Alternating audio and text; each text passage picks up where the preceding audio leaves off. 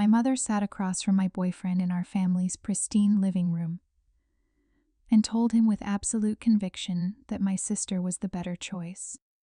Sophia is stronger, more refined, better suited for someone like you. She said it like she was offering him an upgrade, like I was a defective product she needed to return. When I found out, something inside me didn't shatter. It crystallized. Cold. Clear. Final. I left Chicago that week. Left my family, my history, the version of myself they'd spent 23 years trying to mold. I moved to San Francisco with 2 suitcases and a burning need to prove that I could build something they couldn't touch. 3 years later, I hosted a celebration dinner in my penthouse overlooking the bay. When my family walked through those doors, smiling, congratulating themselves on reconnecting with me, they saw my husband for the first time, and every single face went pale. That's when the real story began. My name is Natalie Morrison, and this is how I turned my family's betrayal into the foundation of everything they could never take from me. I grew up in a house that photographed beautifully. Oak Park, Illinois. Tree-lined streets, Victorian architecture, a home with crown molding and fresh flowers in every room, the kind of place that made neighbors think we had it all figured out. But inside those walls, everything was performance. My mother, Catherine, ran our household like a theater production where she was director, lead actress, and sole critic. My older sister, Sophia, was the star. I was stage crew. Sophia didn't even try to outshine me. She just existed in a way that made people create space for her, rearrange their attention, shift their priorities. Teachers praised her. Relatives adored her. My mother practically constructed her entire identity around making Sophia's life perfect. She just has this natural grace, Catherine would say, brushing Sophia's hair with theatrical reverence, usually in front of guests so they could witness her maternal devotion. Then she'd glance at me, hair in a messy bun, wearing oversized hoodies, usually hunched over my laptop, and the warmth would evaporate from her expression, like someone had flipped a switch. Natalie's brilliant, my father would offer weekly, trying to balance the scales. Catherine would sigh, a sound perfected over years of passive disappointment. Yes, but brilliance doesn't make people feel special. Charm does. I used to tell myself her words rolled off me like water. They didn't. Every single one soaked in, settled deep, changed the way I saw myself. I found my refuge in code and pixels. Software engineering made sense in a way my family never did. Programs didn't play favorites. If you wrote clean code, it worked. If you made mistakes, the compiler told you exactly where you went wrong. No gaslighting. No moving goalposts. Just logic and outcomes. At home, nothing made sense, no matter how hard I tried to decode the patterns. Then came Daniel. I met him during my junior year at Northwestern in a collaborative workspace where engineering students went to escape the library's oppressive quiet. He had an easy laugh, spoke thoughtfully, and listened like the words coming out of my mouth actually mattered. For someone who'd spent her entire life learning to take up minimal emotional space, his attention felt like oxygen after years of holding my breath. He noticed things my family never acknowledged. How I organized my thoughts. How I approached problems methodically. How I moved through the world with quiet intention rather than loud performance. When I introduced him to my family over Thanksgiving, my father shook his hand warmly. Sophia smiled with polite interest, but my mother's eyes flickered with something I couldn't identify at the time. Not interest in Daniel as a person, but in what Daniel represented. Potential. Ambition. A future that could be curated, shaped, redirected. "It's wonderful that you found someone stable," Catherine said later, stirring her chamomile tea with precise, measured movements. "Perhaps he'll help you develop your social skills. Balance out all that time you spend in front of screens." It sounded supportive. It wasn't. I missed the shift at first. Or maybe I saw it, but convinced myself I was imagining things. Because for once I wanted something in my life to work without interference. I ignored the way Sophia started dressing more carefully when Daniel visited. I ignored Catherine pulling him aside to ask about his career plans, his family background, his long-term vision. I even ignored the first time. Daniel mentioned my sister in a tone that felt warmer than casual observation warranted, because deep down in a place I didn't want to acknowledge, I already knew. This family never let anything of mine stay mine for long. The unraveling happened in increments so small I almost didn't notice until the pattern became undeniable. Daniel started showing up late to our study sessions with vague explanations. Traffic was terrible. Professor kept me after class. Lost track of time. He began checking his phone, more flipping it, face down whenever I walked into the room. One morning, he mentioned my mother's cooking with the kind of detail that only comes from personal experience.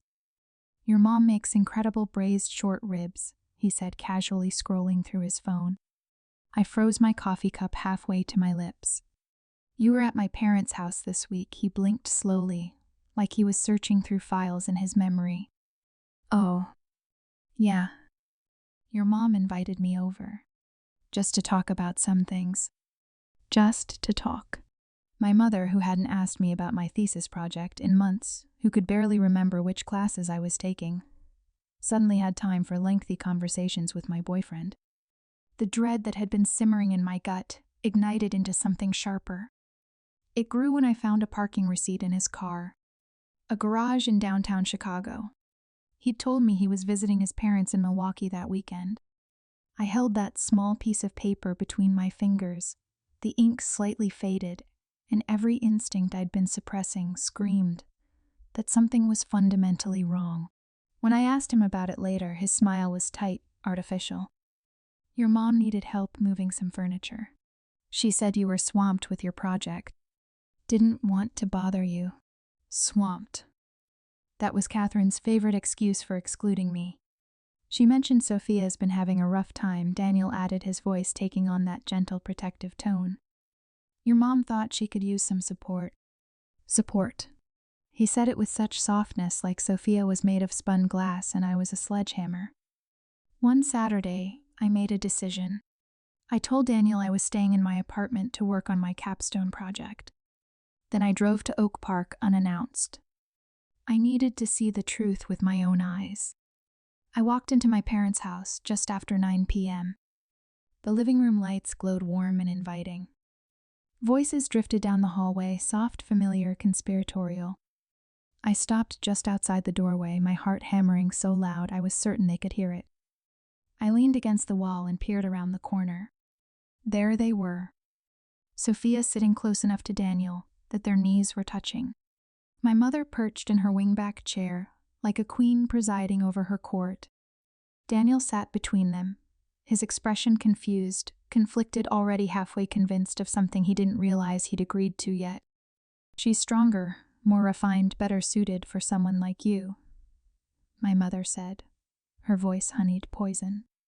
"Natalie is brilliant, yes, but she's distracted. She chooses her career over relationships. Sophia understands connection. She understands how to make a man feel valued." Sophia lowered her eyes with practiced modesty. "I just want you to be happy, Daniel. That's all any of us want." My heart didn't break. It split cleanly down the middle. Silent.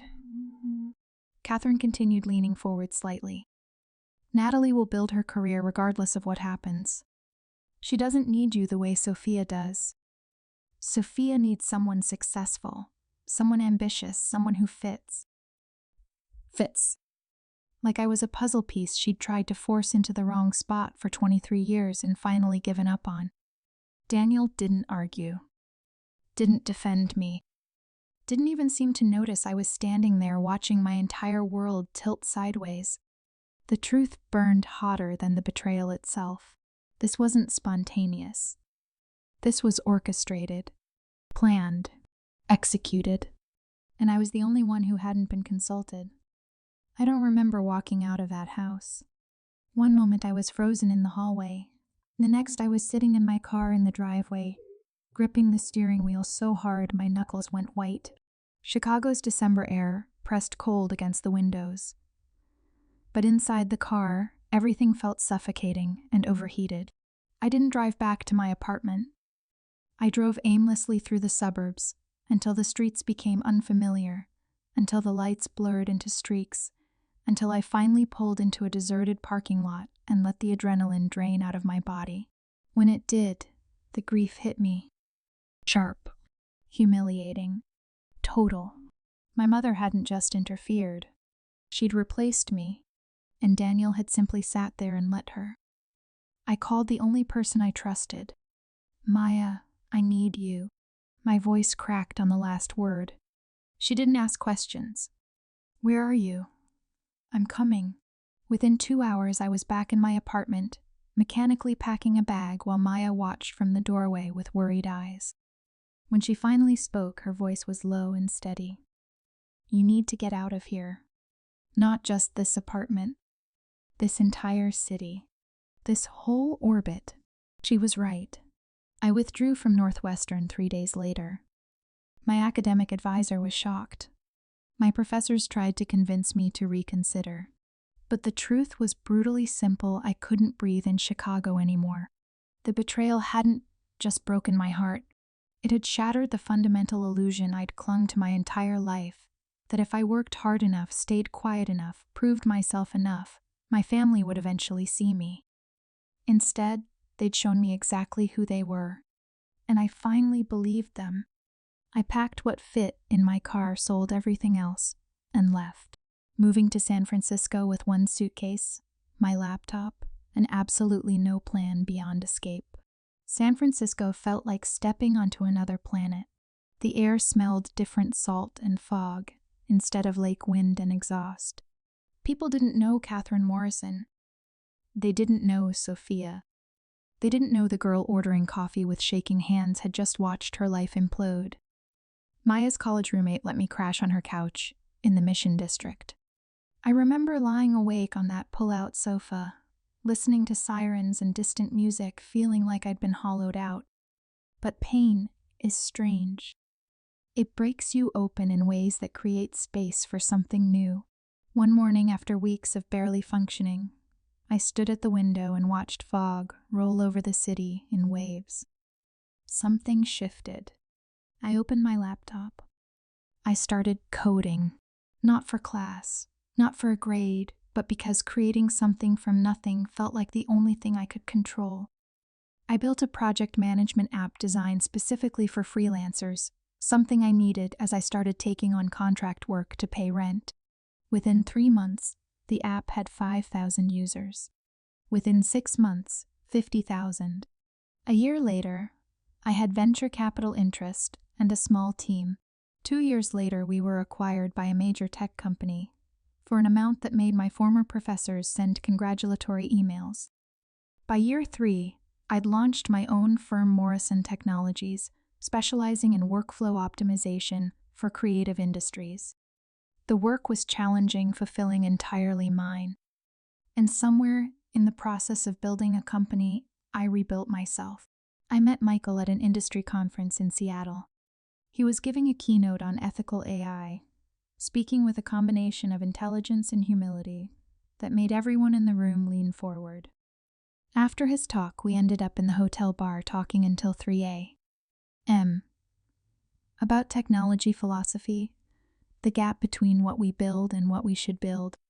He was a professor at Stanford researching machine learning applications in healthcare. He had kind eyes, a quiet confidence, and absolutely no interest in performing for anyone. When I told him about my family months later, after we'd already fallen in love, he listened without judgment. Then he said something that changed everything. They didn't see you because they were too busy trying to shape you into someone else. That's their loss, not your deficiency. We got married in a small ceremony at City Hall, just us and Maya and a handful of close friends. No drama, no performance, no guests who didn't genuinely care about us.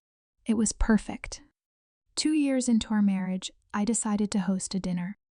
Not to reconcile exactly, but to close a chapter on my terms. I sent formal invitations to my parents, Sophia, and yes, even Daniel and his wife, Sophia. They'd gotten married 18 months after I left Chicago. I'd heard through Maya, who still kept tabs on my family's social media. I wasn't inviting them to reconnect. I was inviting them to witness what I'd built without them. The night of the dinner, I stood in my penthouse, adjusting the place settings on the long dining table. Floor-to-ceiling windows overlooked the San Francisco Bay lights, twinkling across the water like scattered stars. Michael stood beside me, his hand on the small of my back. "You sure about this?" he asked quietly. I nodded. I need them to see that I didn't just survive.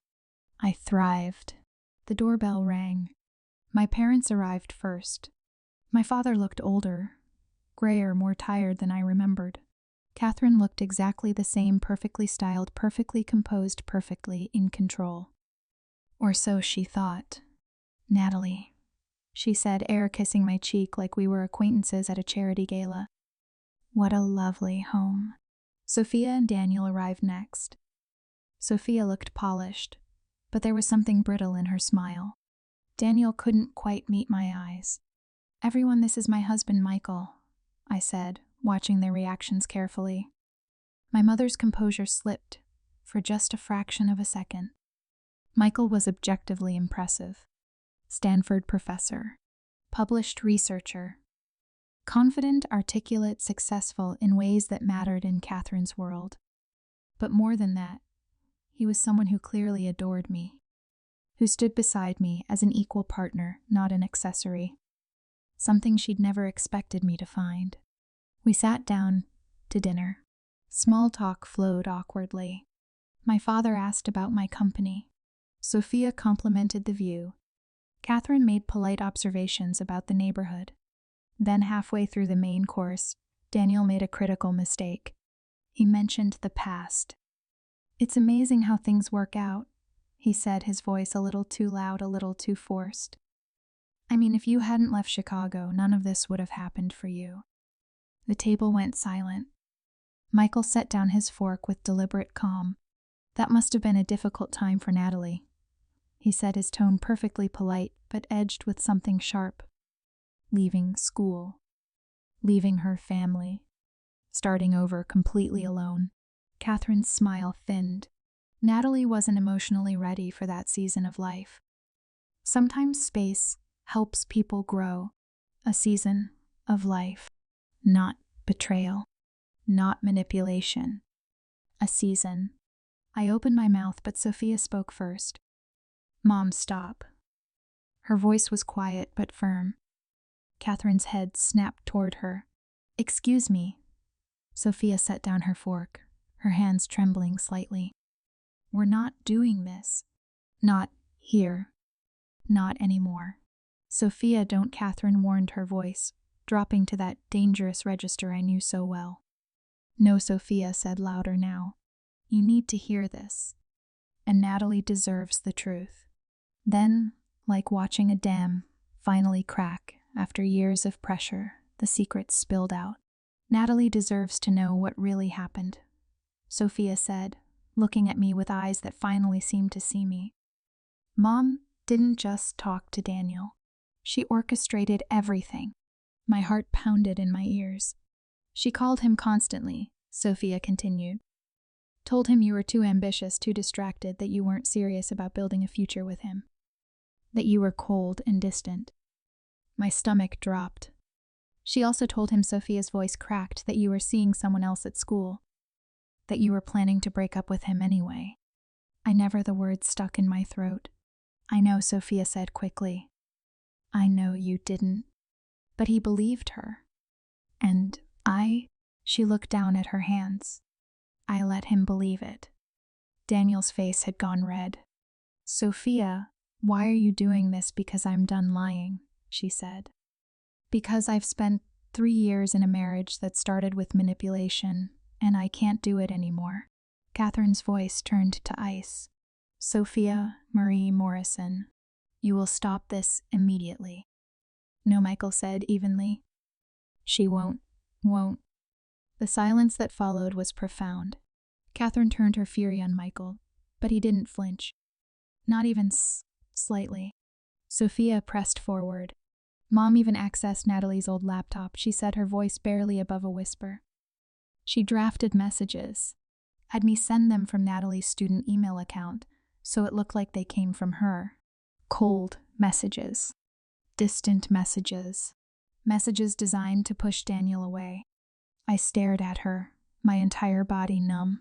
You sent them. Tears spilled down Sophia's cheeks. I was stupid. I believed her when she said you didn't really love him. That you'd be fine. That I needed him more. Michael's hand found mine under the table, his grip grounding me to reality. And you, Daniel? I asked, my voice hoarse. He finally looked up, his eyes glassy with shame. I was wrong, he said. I trusted the wrong people. I should have talked to you. I should have fought for us. Instead, I let your mother decide our future. My father, who'd been silent throughout this entire revelation, set his wine glass down with a trembling hand. Catherine, he whispered. Is this true? All of it? My mother exhaled sharply through her nose. I protected my daughters. I did what any mother would do. No, I said quietly. You did what served your image, what made Sophia look better, what kept me small and manageable. Her lips parted, but no words came out. I'm sorry, Natalie, Sophia said, wiping her eyes. I'm so sorry. And there's more. Daniel closed his eyes. Catherine's entire body went rigid. Sophia continued, her voice steadier now. Mom told Daniel his career would be stronger with someone more polished. Someone better at networking and social connections. She literally said I'd be more useful as a wife than you would. Useful. The word hung in the air like poison. My father looked gutted. Catherine, how could you do this to our daughter? Before she could answer, Michael leaned forward slightly, his voice calm but carrying an authority that made everyone at the table pay attention. What you did, he said directly to Catherine, was emotional abuse. You didn't just sabotage her relationship. You sabotaged her education, her stability, her sense of self-worth. And you did it because she didn't fit the narrative you wanted to tell. Catherine's voice trembled with indignation. I will not be lectured in my daughter's home. No, I said softly. You won't be lectured. You'll listen. The room crackled with tension. I looked at each of them. My parents. My sister. My ex. People who had once been the entire center of my universe. People who had dismantled it piece by piece. You cost me years. I said, my voice steady despite the emotion building behind it. You cost me my final year of college, my stability, my confidence. You told me implicitly and explicitly that I wasn't worth choosing. But here's what you didn't count on. I built myself back. Without you. Without your approval. Without your manipulation. Catherine scoffed, but it sounded weak, defensive. You abandoned us. No, I replied. You pushed me out. There's a difference. The silence stretched until my father spoke, his voice raw. Natalie, I am so deeply sorry. I knew things were wrong. I saw the way your mother favored Sophia. I saw how she dismissed you. And I didn't stop it. That failure is mine, not yours. For the first time in my entire life, he looked directly at my mother with something resembling strength. This ends today, Catherine. My mother's expression faltered, genuine shock flickering across her usually controlled features. The man who had stayed silent for decades had finally chosen a side. Michael stood, moving to stand beside my chair. His presence alone was a statement. When they saw my husband, their faces turned pale, I said, looking at each family member in turn. This is why. Not because of who he is, though he's extraordinary, but because he represents the life I built completely outside your control. A life you can't manipulate or diminish or take credit for. Sophia let out a quiet sob. Daniel stared at his plate. Catherine grabbed her purse with shaking hands. We're leaving. But my father didn't move. I'm staying, he said quietly. Natalie and I have a lot to talk about. A lot to repair if she'll give me the chance. Catherine stared at him, genuinely stunned. Then, without another word, she walked toward the door. Sophia stood slowly, But before leaving, she turned back to me. "I'm done letting her control me," she whispered. "I want to try to make things right. If you'll let me." I didn't respond. "Not yet." Daniel approached last, his steps hesitant. "I'm sorry," he said quietly. "I'll be sorry for the rest of my life. But I'm glad you found someone who actually sees you." Then he followed Sophia out. The door closed with a soft click. Silence settled over the penthouse. Michael squeezed my hand gently. "You okay?" I took a breath deep and steady. And for the first time in years, the answer was simple. "Yes, I really am." In the days following that dinner, the penthouse felt peaceful in a way I hadn't anticipated. The confrontation hadn't brought the cathartic release I'd imagined.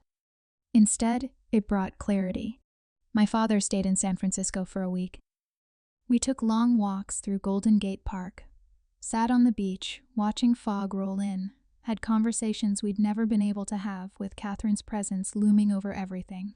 "I spent so many years keeping the peace," he said one evening as we watched the sunset paint the sky orange and pink, "that I forgot what I was supposed to be protecting.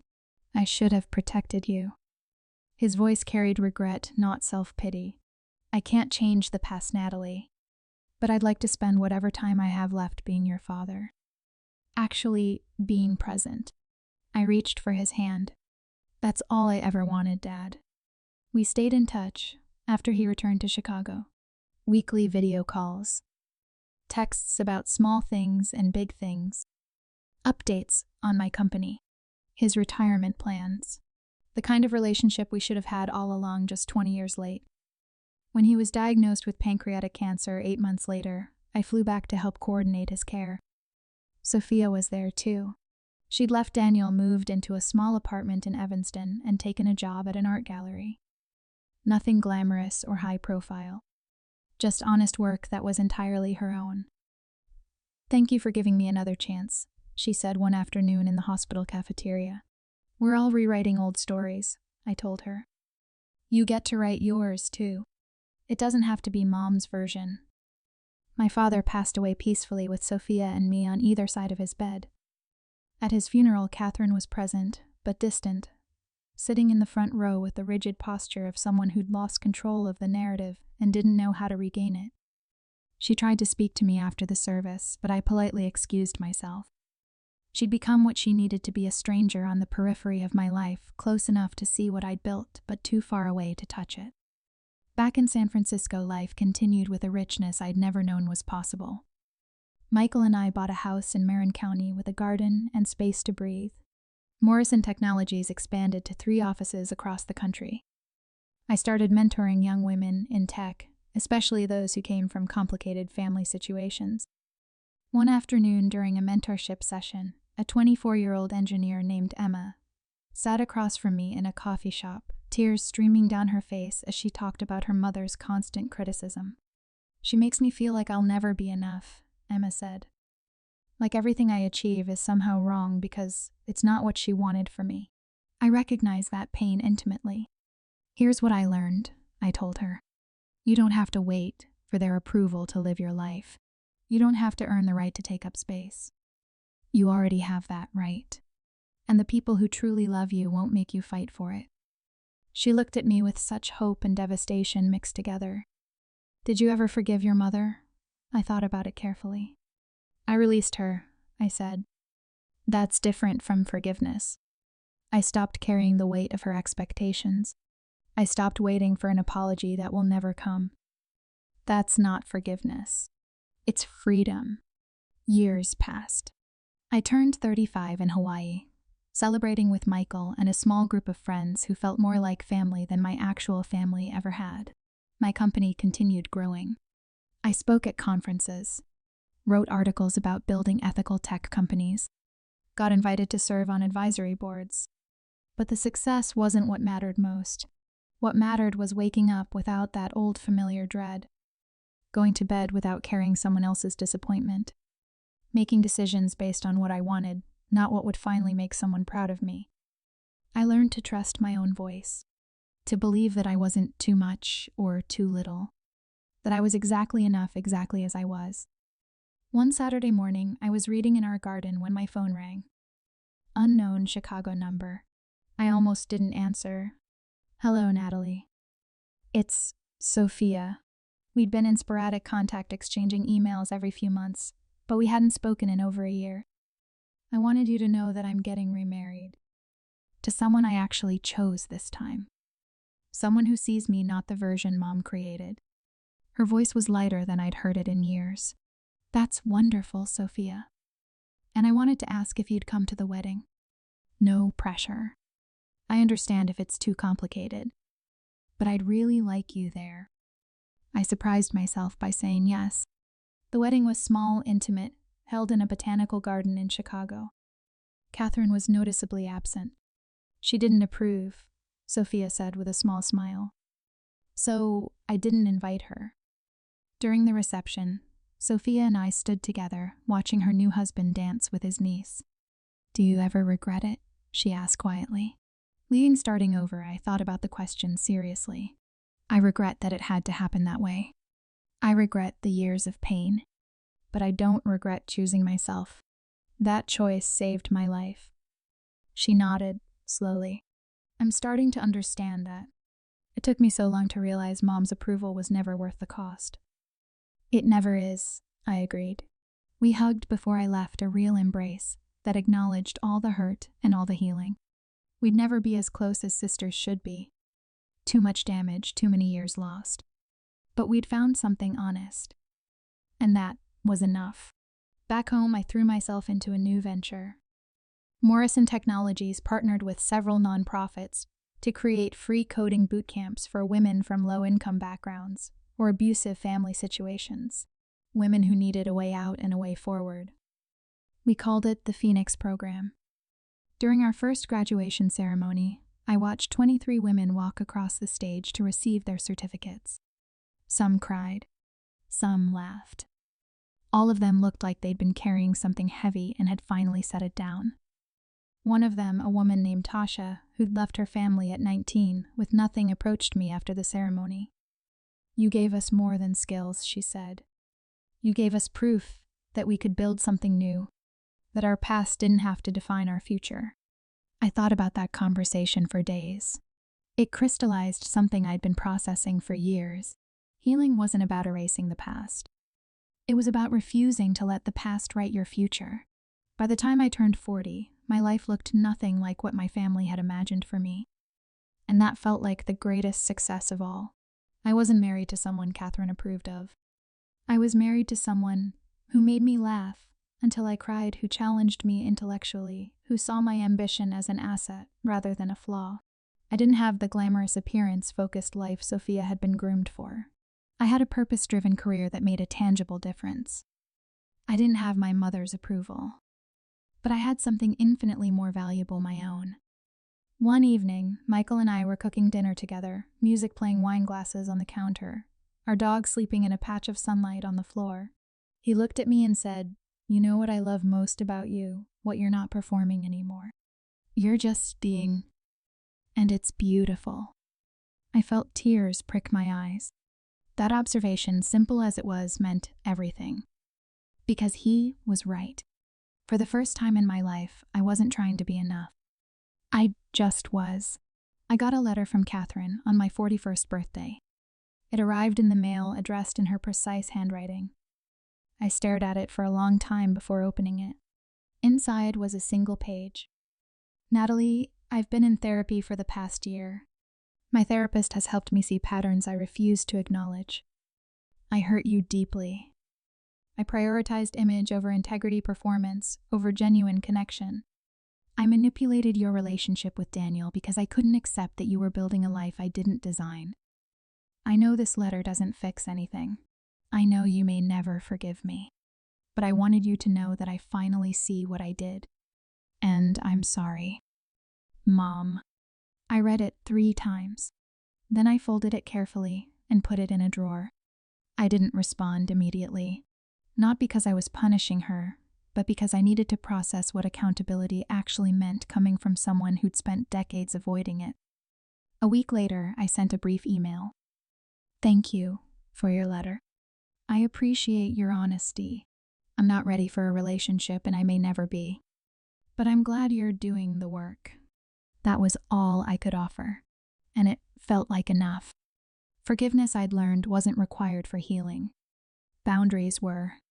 3 years later, Morrison Technologies was acquired by a major corporation for an amount that made national news. I stayed on as Chief Innovation Officer but scaled back my hours significantly. Michael and I started traveling more. We spent a month in Japan, hiked through Patagonia, learned to sail off the coast of Greece. We were truly living in a way I'd never imagined possible when I was that heartbroken 23-year-old fleeing Chicago in the middle of the night.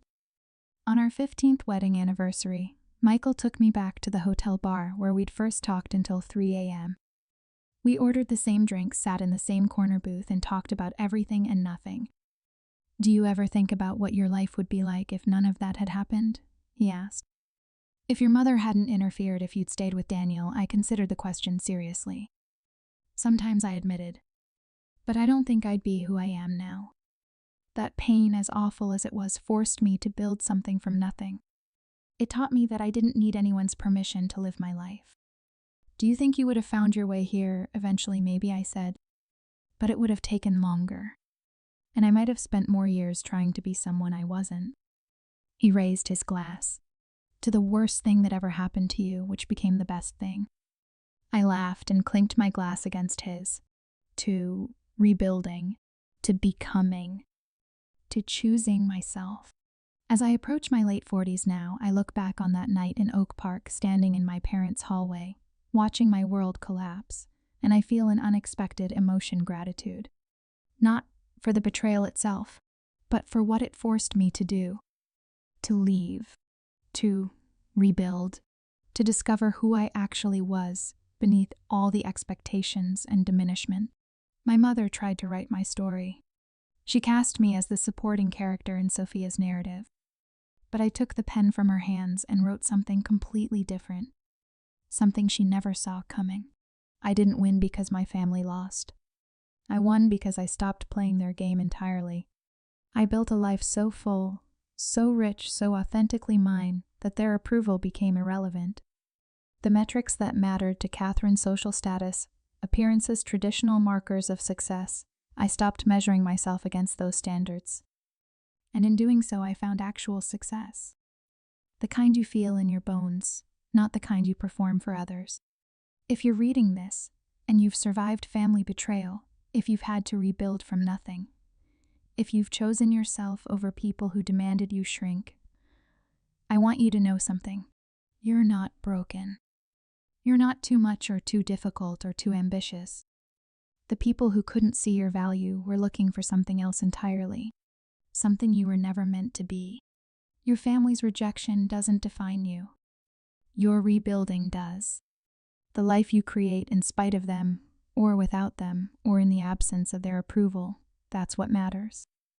Not because you're proving them wrong, though, that's a nice side effect, but because you're proving yourself right.